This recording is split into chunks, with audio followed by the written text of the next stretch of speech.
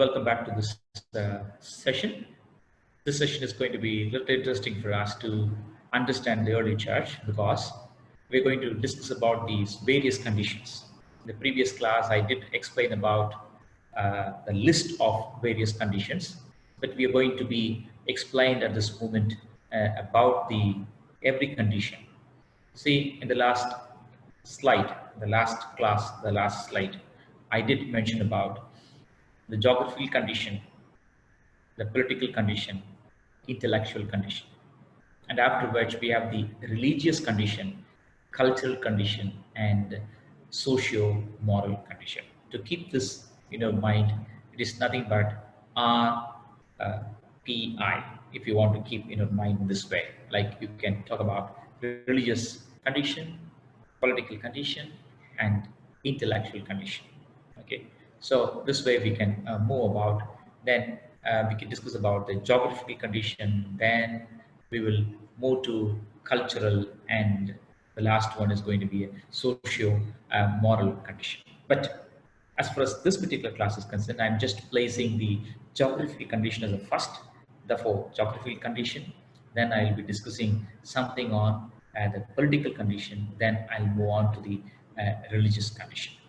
Okay, so we will have this session. However, you want to keep the 6 conditions to be in your mind. Whichever way it is easier for you, you can keep those in your mind. Okay, let's move on with the geographical condition. I have some slides for you, this class, to explain you about the geographical condition. When we talk about the geographical condition, it's all about Rome, because I explained you about the 3 important things. One is called the geographical condition of Rome, meaning the nation, the government is Rome. Second is the culture, it's all about Greek. And third, it's all about the religion, Judaism. Okay, see, the Rome was known for its vastness, meaning the empire has established its territory far and wide. Therefore, the vicinity of the boundary seeming to be very far and wide. Okay, so the geographical condition is very far and wide. Okay, therefore, what happens is they put an end to the hostiles of existence of the large number of kingdoms. So they want to see that how they can maintain, how they can bring them into one umbrella. That is the biggest deal. Okay, so we have to understand that particular thing. Okay, so they want to put an end to all kind of enmity that they are looking at around. And Augustus Caesar, brought almost the entire earth under one empire. It is like bringing unity in the midst of a diversity, unity in diversity. And it is like bringing everything into one umbrella. That is the biggest idea of Augustus Caesar in the first few centuries. See, it would have been a Herculean task for Jesus and Christianity to travel the whole world to preach the gospel. See, if you can look at the visitation of Jesus Christ as he lived on the face of this earth and moved, the geographical distance are not so far and wide. It was very confined place. If you read it, see, he often goes to Bethany.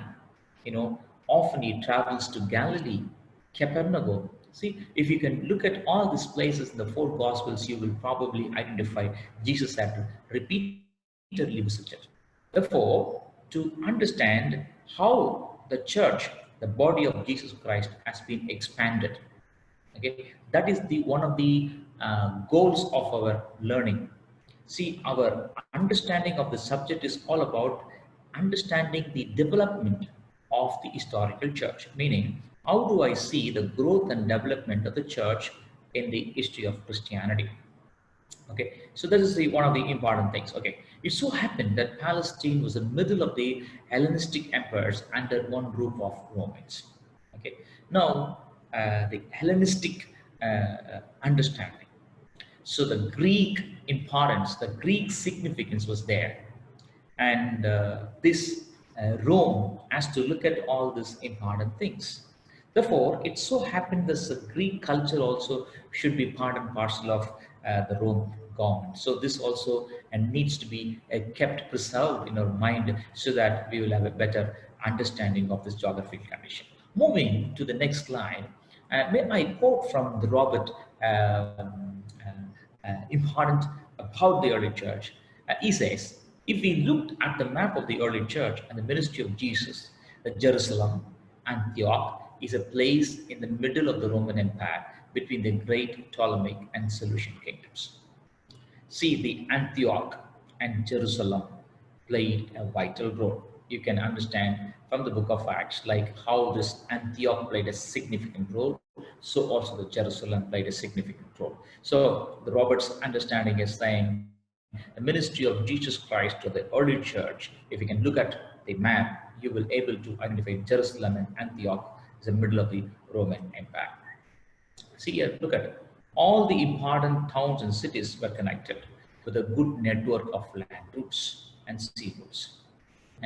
Antioch and Jerusalem was in the center and was surrounded by Arabia, Persia, Parthia, Armenia, Galatia, and Macedonia, to name a few. See, all these important towns, when you talk about the geographical distance, oh, now the question is like, why do we want to understand the connection of these places to these places? What is the significance of the Jerusalem and Antioch is being connected to these important places? And why does Antioch and Jerusalem serve as a center of all these areas? Like it is a geographical location. So it so happened that this Jerusalem becomes a center in which all the other surrounding nations are getting closer, and they also have a lot of trade connections, a lot of sea route, the port, all this paved a very favorable situation by which the Christianity could be propagated.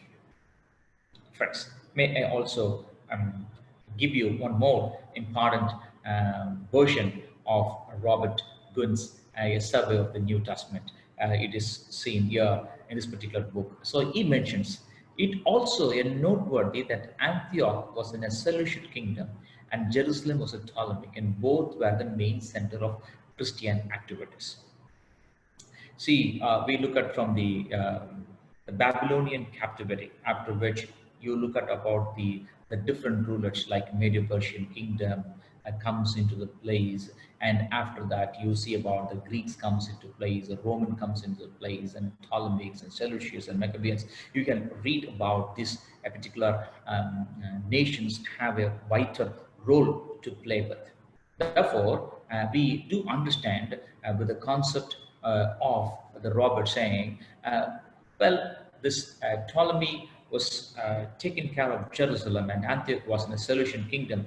Nevertheless, the Christianity was moving. Christianity was moving. Okay. So to put it in a nutshell, the sea route and the nations and the kingdoms and the rulers were favoring one or another way in order to see the Christianity to be propagated, in order to see the body of Jesus Christ, the church, the called out community to be established. So we are looking at how the church had been developed. So in order to answer this question, we are also pulling some of the resources by which we will have a clarity to understand the development of the history of Christianity. Friends, with this, may I take you from the geographical condition to the political condition. Political condition. Okay. So the second thing is called political condition. For this class, I am going to help you to take a GPI, the geographical condition. The second is political condition, after which I will be discussing about the intellectual condition. So these conditions paved the way for Christianity to grow, churches to be established, and the churches also to be developed with a kind of a theology, a kind of a doctrine, a kind of a liturgy, a kind of a structural and functions. Therefore, you should be able to identify, okay, these conditions did give some way by which Christianity or the church is being developed. Okay, may I explain a little more about this political conditions? Okay, now the political contribution to the history preceding the coming of Jesus Christ, the primary of the Romans. Okay, so the first is the historical proceedings of the coming of Jesus Christ, the primarily of Romans. That you have to keep in your mind. Number two is the Romans had a great political system and organized system of governance. So the system is not a kind of a substandard role. So they have already a standardized political system, the functional aspect, the structural aspect, the organizational aspect, administrative aspect. All these aspects are already defined, and often they redefine the political system in order to see that they would accommodate everything into the same way in which everybody would be on the same page. That's the one of the strategies of the Rome political system.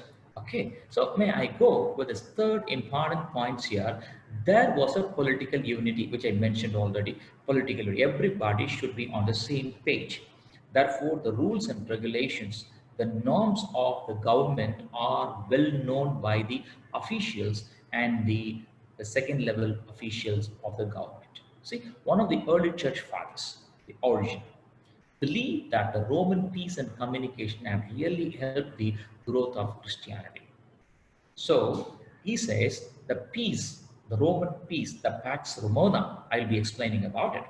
The Pax Romana and the communication system, which means the networking system. Friends, we today get connected with you, it's simply because of the communication. If this network facility is not with us, we may not able to have this class the manner that we are having the class with you.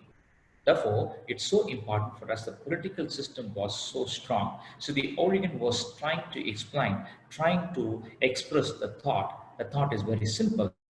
He says Rome peace and the communication played a significant role in terms of looking at the Christianity moving to a bigger dimension, greater directions. So we have to keep that in our mind. So what am I trying to say? The political system or political unity or the political way in which the church was moving was literally because of the peace and the communication system. Okay. Rome had the ability to bring unity and the united empire under one government and one law. This is most important thing for us. One government, one law. See, the Rome has an ability, the potential power. See, the ruling is so important, so also the potential ruling is much more important. So they are not mere rulers, rather implementers. They are not just communicator, rather they are administrators. Therefore, they are able to bring the nations under one umbrella. Either it could be force or it could be because of the strong army power that they have, or it all because of the capacity in which they are moving to. These all are favoring for the Rome to have the lower generations or the nearby nations to come and to subdue to the rulership of the Rome government. You may ask, what is the point here? How does this help the Christianity to grow? See, this all creates a conducive atmosphere, an amicable situation, whereby you try to preach a gospel, the word of God, in an amicable situation is much more favoring for you to communicate. You may able to communicate in a better way, simply because you see very flexible, very acceptable, movable context. That's the reason the political situation is also favored. Okay, the political system and the rulers of Roman Empire took special interest in building systematic network of road for communication. Almost all the places, cities were connected with the roads. See, the roads were very, very, very strong. See, one of the most vital works in the political agenda of Rome government then was this. What was this? Laying the roads. Laying the roads. See, we live in a city of Chennai. I see, I was born and brought up in Chennai. When I was very young, when I look at the Chennai, we seldom see bridges. But today you see a lot of flyovers. See, within 20 years of time, you see a lot of flyovers. Some of the suburban areas also been counted by the government simply because to have a great traveling facility. Traveling facility. So what am I trying to say? See, look at the Rome government. See, one of the historical notes that I was reading, the Rome government at the time was much more better than some of the cities that are existing here in India, which means some of the political systems or some of the administrative system or some of the networking system that we have today was not to be countered with the Rome government of the first or second century. Imagine how much more they were advanced at the time. Therefore, laying of the roads and network was very important because they want to create a facility saying Rome, all road leads to Rome. Why the statement comes? Because they bring a very favorable context, favorable situation. This helped Christianity to move faster. Okay, the second important things, the first understanding of the political system is one, we discussed about laying of the roads, Pax Romana, communication, all these things are very important. And also they did set up the postal system. See, the century that we live is a century that it takes away the identification of the postal system, right? We all tune ourselves to e-system, electronic system, right? Whether you have the email or Gmail or whatever social medias that you are engaged already with, you try to communicate. The postal systems are diminishing. But in those days, the postal system was one of the outstanding communication system for the people, authentic communication system of the people. Therefore, he set up that. Imagine the first few centuries, the Rome had a postal system. Postal system. See, uh, that's the growth of the Rome government at the time. Milestones were set up and the maps were given to us. See, today we have a Google map. The Google map made people to be so interesting. Isn't it? So interesting. People are not stopping the vehicle and asking the route to anybody else now. The Google map indicates take right, take left, and all this thing because the system people are enjoying, drivers are enjoying.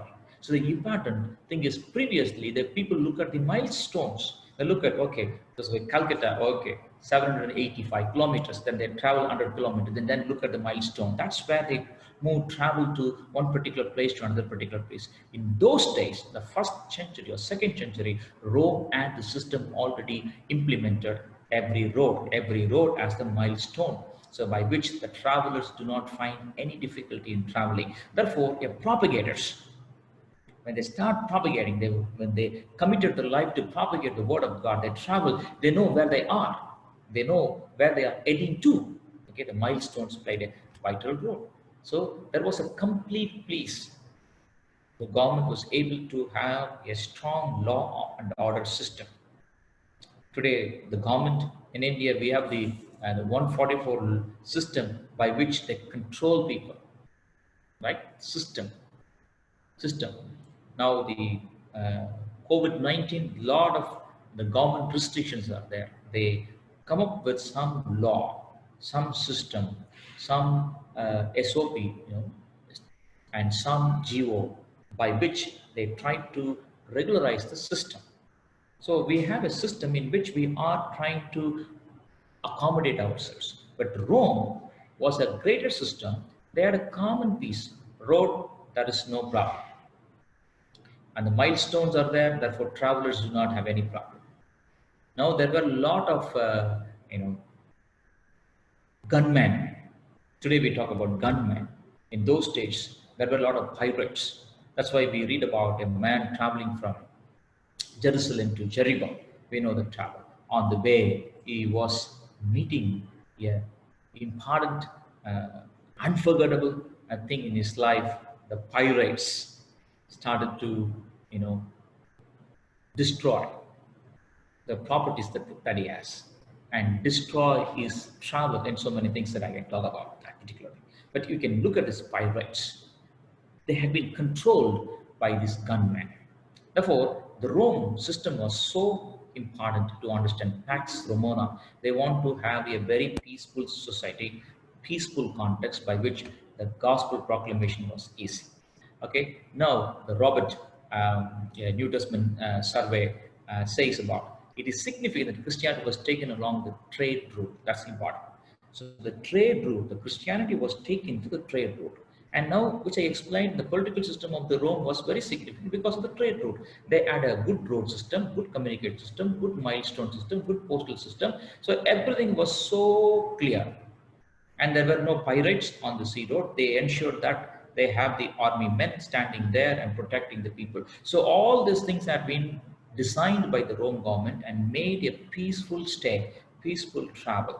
Therefore, that the Christian propagators, they travel on the same road which has been designed by the Rome government. Therefore, they did not find any difficulty as far as the traveling is concerned, as far as the preaching is concerned. So they preach the word of God with the full energy, with the full identity that they are with Christ, and they are preaching the word of God of Christ. That makes a sense of identity, and the sense of belongingness made them to be more popular, made them to be more familiar with the Rome context. And little later, they identified this political context also did pave a way, did give a favoritism in terms of preaching the word of God. Okay. Now, I, with this, let me take you to the intellectual conditions. Intellectual conditions. So now we are going to look at a third important thing. We have already looked at the geographical conditions which helped the Christianity to grow. And we discussed about the political conditions which made the Christianity to grow, or to say the church to come into existence and church to develop. And third important thing is about the intellectual conditions. In the beginning of this particular session, I did mention about GPI, geographical, political, and intellectual. You can keep this in your mind, GPI of early Christianity. Okay, may I explain you about this intellectual things? Okay, now the city of Rome may be associated with the Christianity and the political environment, but it was in Athens which helped to provide a conducive intellectual environment which aided propagation of gospel and initiation of the early church. See, the city of Rome did give them a way in which they can travel about. In the last slide, I did mention about they were following the road, the trade route. The trade route was a very feasible route for any propagators, which I mentioned in the last class. But the scholars say that the intellectualism, which is also very important. See, the college that you step in, we are just giving information which are mandatory. That's called knowledge. And the second important thing that we are looking forward to anyone, even the faculty who teaches or the student who studies here or the administrative staff that are engaged here, we are looking forward for the character formation. And third important thing we look forward is skills development. These three things are getting engaged, and the engagement of this, it creates a process, and this process makes them to select the destination where they move out. Okay, whether they want to be a pastor, whether they want to be a leader, whether they want to be administrator, whether they want to be a missionary, whether they want to be a Bible teacher, whether they want to be a Bible translator. This process is the way in which we inculcate a God-centric faith, and the faith is being inculcated, and they are more centering to God, by which they are able to identify. So Athens here giving an intellectual environment.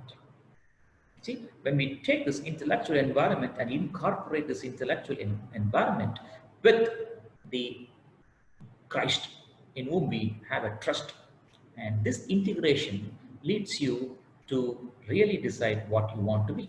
So now this intellectual environment aided them. The intellectual environment triggered them to move forward in order to preach the word of God. Word of God. Like the song on the way to Damascus. A Damascus experience had changed completely in order that he will be a channel of blessings to the nations, simply because of one particular knock.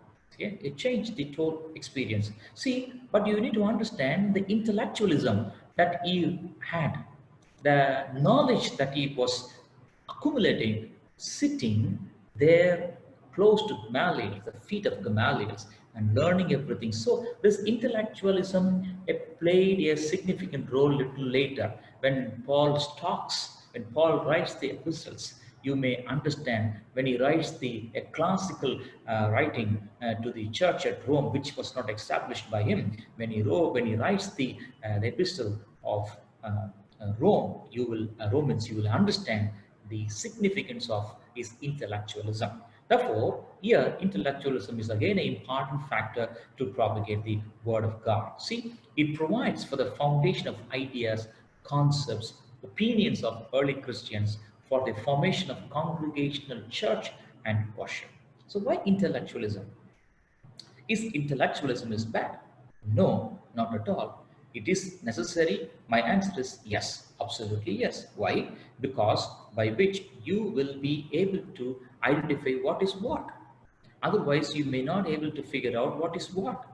When you are not able to figure out what is what happens? You will go astray and easily you will be diverted. Your interpretation would go wrongly. That's one of the reasons that we want to see that your ideas, your concepts, your opinions being brought into the centrality of Jesus Christ. How do we get the centrality of Jesus Christ? It's all about the knowledge from above. Where do you get this knowledge from above? The book gives you all the times information, but the scriptures that gives you transformation, and the transformation makes you to be more standard and makes you to be more concrete and makes you to have a flow. Now here are intellectual conditions. Look at your ideas, concepts, opinions of this early church makes them to create or makes them to have a formation, makes them to form a congregational church on and worship. Okay, so the Greeks gave the literary foundation. Literary foundation. The Greeks gave the literary foundation and the language, which could be understood by both the ruler class as well as the common man, the koinonia Greek. So, which was acceptable by common man.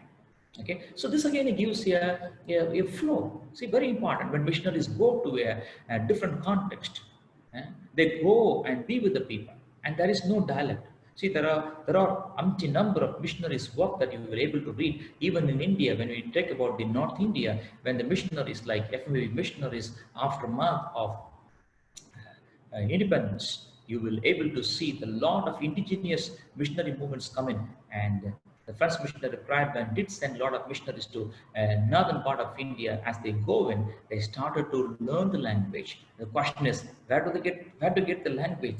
There is no dialect, so they have to create alphabets and they have to look at with the phonetics and so on and so forth. After which they create the language, they create the grammar, they create everything and try to start doing a process of translating the Bible into their own language. So, and after which they teach the language to the tribal community. And the tribal community now learn the language, after which they teach the Bible. So it takes a decades. Sometimes missionaries spend 4 decades of learning, writing the language, creating an alphabet, translating. Whole life goes on, and after which you see a first generation Christian comes. That's the greatest result that we have. Friends, the language plays a vital role. So the Greek koinonia, which is a common man, speaks the language. Therefore, they started to communicate the language. So what happens when they start communicating the language which common man speaks? So good for the common man to listen. And it is very important and interesting to note, and the New Testament written in the common language where the common people speak in Rome. Therefore, the propagation was so easy. Propagation was so easy. So the intellectual conditions are so many, which I'm going to discuss in the next session. Today we started discussion about the geographical condition, political condition, intellectual condition, and some more important things that I have to talk on intellectual condition. Keep thinking about this intellectual condition. In the next class, I have 2 more slides to be discussed on the intellectual condition. So I will be talking about the intellectual conditions in the next class. So also I will be dealing with some of the religious conditions too, in order that you might understand better. Okay, have a blessed day and keep reading the text. God bless you.